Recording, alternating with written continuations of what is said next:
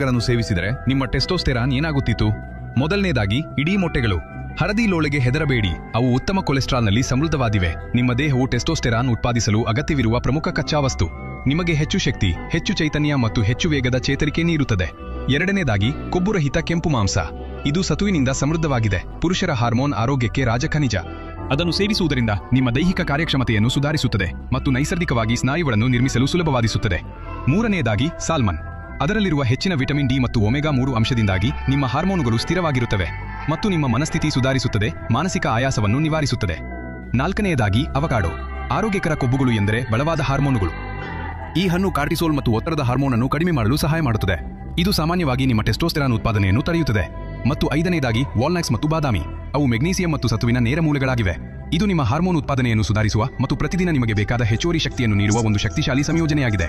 ಆಹಾರ ಮಾಂತ್ರಿಕವಲ್ಲ, ಆದರೆ ಸರಿಯಾದ ಪೋಷಣೆ ನಿಮ್ಮ ಜೀವಶಾಸ್ತ್ರವನ್ನು ಪರಿವರ್ತಿಸುತ್ತದೆ.